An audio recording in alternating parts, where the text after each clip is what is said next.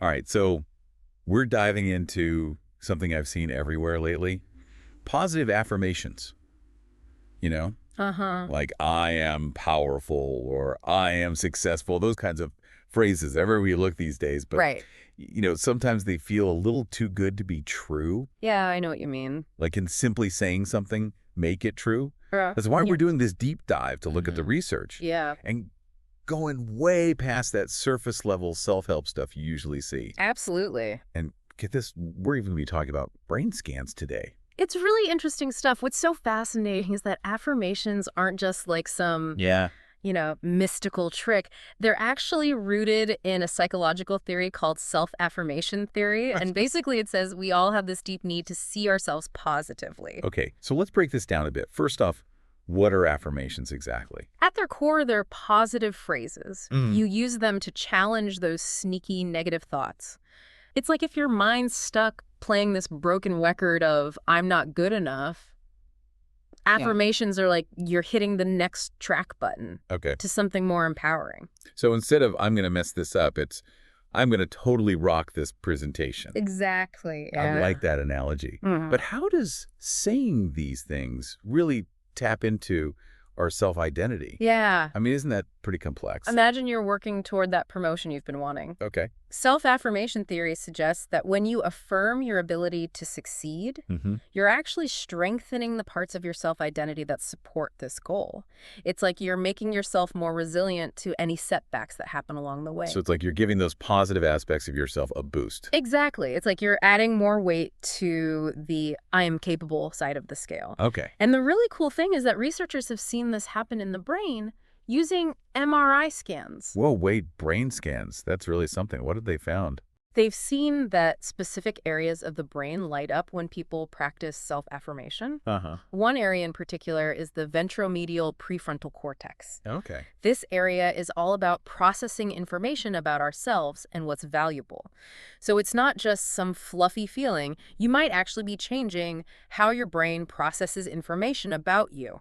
You officially have my attention. Yeah. So we're talking actual visible changes in the brain just from saying these affirmations. Mhm. This is way more interesting than I thought it would be. But what does this all mean for real life benefits? Like, how does all this brain stuff translate into something I can actually experience? Research has shown some really compelling benefits. Okay. Like, for example, studies have found that smokers who used affirmations were actually less likely to dismiss the warning labels on cigarette packs. Interesting. So instead of ignoring that information because it was scary, Mm. they were more open to it. Yeah, Does that tie back to that idea of protecting our self-image? exactly. Another study focused on college students, feeling that social isolation, which, let's be honest, we've all experienced at some point. And they found that students who used affirmations were better at maintaining their grades, Wow. even when they felt left out. So it's like having that stronger sense of self really acted as a buffer to all that stress. Wow. Okay. So we're not just talking about feeling more confident. Mm-hmm. This could actually impact things like our academic performance or even health behaviors. Mhm. It makes me wonder, could affirmations even help with things like anxiety or depression? That's a really good question, and it's important to be realistic here. Affirmations are a powerful tool, Mm-hmm. but they're not a replacement for things like therapy or medication if those are needed. However, the principle behind them is really similar to a technique used in cognitive behavioral therapy Okay. called cognitive restructuring. Cognitive restructuring. That sounds pretty intense. Yeah. What does that involve? It's essentially about retraining your brain Okay. to focus on the positive. So instead of automatically thinking, I can't handle this, you consciously choose a more empowering affirmation like, I am strong and capable of getting through this. It's like building a mental muscle for positivity. So it's about adding another tool to your mental health toolkit, not replacing the whole toolbox. Exactly. That makes a lot of sense. Okay, I have another question that I bet a lot of our listeners are thinking about. Okay. How often do we need to actually say these affirmations? Mm-hmm. Is it a daily thing? There isn't really like a magic number. Oh, some experts suggest repeating them 3 to 5 times a day for the best results, while others say it's more about being consistent than hitting a specific quota. So it's more about finding a rhythm that works for you and making it a habit. Exactly. Think of it like any new habit. Okay. Consistency is key. Got it. And there are so many different ways to incorporate affirmations into your routine. Okay. Some people like to write them down, others like to say them out loud in front of a mirror. It's all about finding what feels authentic to you. I've heard of that. That mirror work technique. Mm. Is something you would suggest? Absolutely. It's a really powerful technique that was popularized by Louise Hay. Right. She was a pioneer in the self-help movement and really emphasized the power of affirmations. Yeah. Her book, You Can Heal Your Life, is a great resource for anyone who wants to explore this more. I've heard amazing things about that book. So tell me, how does this mirror work really enhance the impact of affirmations? It's all about looking at yourself in the eye Okay. and really embodying those positive statements. It's a way to confront your self-doubt head on Yeah. and replace it with self-love and acceptance. It can feel a little awkward at first, I bet it. but it can be really powerful. I can see how that could be a game changer, Yeah. especially for someone who struggles with their inner critic. Mm. But going back to what you were saying about affirmations needing to align with your values, how do you even figure out what your core values are in the first place? That's where self-reflection comes in. You know what truly matters to you. What do you believe in? What kind of person do you want to be? Your affirmations should stem from those values to really be effective. So if someone values kindness, their affirmations might be, I am compassionate, or I choose to spread kindness. Exactly. And for someone who prioritizes success, it might be, I am driven and capable of reaching my goals. The key is that the statements feel real to you. They're not just some generic feel-good phrases. Yeah, this is all making a lot more sense now. Before we move on to part 2 of this deep dive, I have one more question. Yeah. Louise Hay is often associated with this idea of healing affirmations. Yes. Can you explain what that's all about? Sure. Healing affirmations are basically positive statements specifically designed to promote well-being, whether that's physical or emotional. So it's this idea that our thoughts can influence our health. Exactly. Hay believed that our thoughts and beliefs have a really deep impact on our physical and emotional state. And by repeating positive affirmations about our health, we create a more positive inner environment, which she believed could support healing and well-being. So we're talking about things like my body is strong and healthy, or I am filled with energy. Exactly. And it's not just about physical healing. Okay. Hay also believed that affirmations could help address emotional wounds and encourage a greater sense of inner peace. This is fascinating, and I'm really eager to explore this more in part 2 of our deep dive. We'll be diving into different types of affirmations, Right. some more practical tips, and some incredible resources for those who want to keep learning. But for now, we'll leave you with this thought. If our thoughts can really influence our reality, what kind of story do you want to tell yourself each day? Welcome back to our deep dive on positive affirmations. Before the break, we were talking about that concept of healing affirmations from Louise Hay and how our thoughts might actually influence our well-being. That really got me thinking. If we can use affirmations for healing, can we tailor them for other specific situations too? Like, for example, would an affirmation for a teenager facing all that peer pressure be different from one for someone dealing with tons of stress at work? Yeah, that's a great point. And you're totally right. Affirmations can be super personalized for all sorts of different needs. Okay. So for teenagers, who are often dealing with self-esteem issues and social pressures and academic stress, affirmations that focus on building confidence and resilience can be really helpful. Something like, I am confident in my abilities, or I trust my own judgment, can be really powerful for navigating those tricky teenage years. I love that. Especially I trust my own judgment. That seems so relevant for teenagers who are dealing with peer pressure. Right. What about affirmations for someone who's just feeling completely overwhelmed at work? Right. Would those be more focused on managing stress and staying focused? Exactly.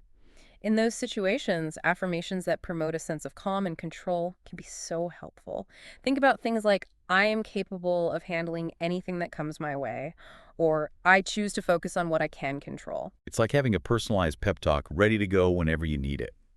So we've covered what affirmations are, but now I'm curious about how to use them. We've talked about mirror work, but what are some other practical ways to make these affirmations really work? Well, there are tons of really creative ways to integrate affirmations into your daily life. Okay. Besides that mirror work, you can try writing them down in a journal or making these personalized affirmation cards that you carry with you, or even using audio affirmations. There are so many cool apps out there that offer these guided affirmation sessions, Or you can even record your own. Oh, wow. I even know someone who puts affirmations on sticky notes around their Oh, house. that's a good idea. Yeah. So it's all about finding what works for you and making it part of your routine. Yeah, exactly. You mentioned apps. Are there any specific resources you would recommend to our listeners who want to explore those or find those pre-recorded sessions? Absolutely. One resource I always recommend is the Positive Psychology Toolkit. It's a total goldmine of these science-backed exercises, including a whole collection of audio affirmations. They Nice. have over 500 tools for boosting well-being, and they update it monthly, so there's always something new to discover. You seem like someone who loves learning new things, so I think you'd really like that. 500 exercises. Sign me up. Hmm. Definitely checking that out. Awesome. What about books? Are there any titles that stand out when it comes to diving deeper into the world of affirmations? Definitely. We already mentioned Louise Hay's classic You Can Heal Your Life, but another one that I think you might really like is You Can Do All Things: Drawings, Affirmations, and Mindfulness to Help with Anxiety and Depression by Kate Allen. Okay. The title alone speaks to me. What makes this book so special? It's this really cool blend of art and affirmations and mindfulness exercises. Nice. The author, Kate Allen, shares her own journey with anxiety and depression, and she combines those with uplifting messages and really whimsical illustrations. So it's not just about positive self-talk, it's also about managing stress and finding peace. It sounds like the perfect mix of creative and practical. I'm adding that to my reading list for sure. Great. Any other books you'd recommend? Another one that's worth checking out is Affirmations, The Power of Affirmations and the Secret to Their Success by Louise Stapley. Okay. It's a really comprehensive guide to understanding and using affirmations, and it includes over 1,000 affirmations for all sorts of different needs. She gives some great advice on creating your own personalized affirmations too. Wow, over 1,000 affirmations. That's amazing. Okay, so we've covered a lot of ground here. Yeah. As we get ready to wrap up this part of our deep dive, what are some of the key takeaways you want our listeners to remember? The biggest takeaway is that affirmations are more than just feel-good fluff. There's actual science behind them. Yeah. And they can be a really powerful tool for self-improvement and personal growth. So whether you're looking to boost your confidence or manage anxiety or cultivate a more positive outlook, affirmations can help shift your mindset and create a more fulfilling reality. I love that.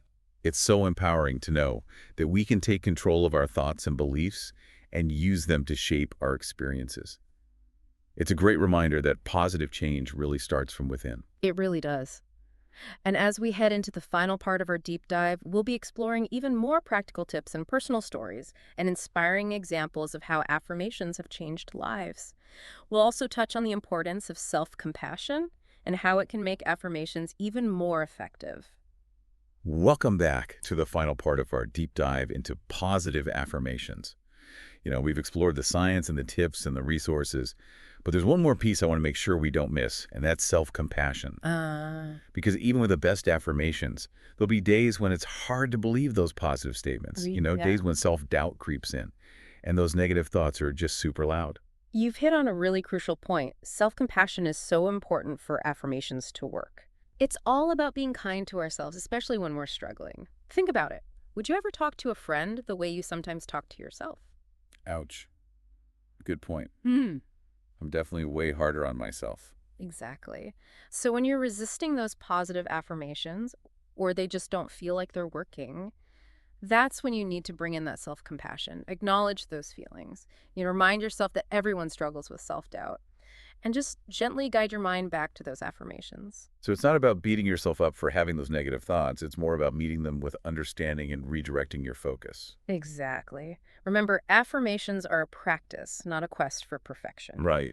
Some days will feel easier than others, and that's totally normal. No. What matters is that you keep showing up for yourself, you keep repeating those positive statements, and you keep nurturing that self-compassion. I love that. Affirmations as a practice, not perfection. That really takes the pressure off. Now, before we wrap up, I'd love to hear about a time when you personally saw the power of affirmations in action. Any stories come to mind? Oh, there's so many. But one that really stands out is a client who was struggling with imposter syndrome. Okay. She was super talented, successful in her field, but she constantly felt like a fraud. Wow. We worked together to create these affirmations that really address those feelings of self-doubt. And it was amazing to see how over time she actually started to believe those statements. Like she was shedding those layers of insecurity and really stepping into her full potential. That's a really powerful example. It shows that affirmations combined with self-compassion compassion, and practice can really help us break free from those limiting beliefs. Totally. And it's not just about personal growth either. Okay. Affirmations can have this ripple effect outward, impacting our relationships and our work, even our communities. I'm curious about that. Realistically, how much can saying these affirmations to myself really impact, let's say, my interactions at work or even in my community? Well, think about it. When you feel more confident and positive, it naturally affects how you interact with others. You're more likely to speak up and share your ideas or support your colleagues. You radiate that positive energy. It might not change the world overnight, but it can definitely create a more positive environment around you. That makes sense. It's like that saying, a rising tide lifts all boats. Exactly. So to wrap up our deep dive, I encourage everyone listening to experiment with affirmations. Mm-hmm. See what works for you. Embrace the science. Get creative. And remember that self-compassion. You might be surprised at how transformative positive self-talk can be. Thank you so much for sharing your knowledge and insights with us today. This has been an amazing conversation. I think our listeners are going to walk away with a whole new perspective on positive affirmations. My pleasure. Remember, the journey of self-discovery and positive transformation is ongoing. Be patient. Keep those affirmations flowing. And enjoy the ride. And for everyone listening, if you want to explore those resources we talked about, don't forget to check out the show notes for links to everything, including that Positive Psychology Toolkit and Kate Allen's book and Louise Hay's classic. Until next time, keep learning, keep growing, and keep those positive vibes high.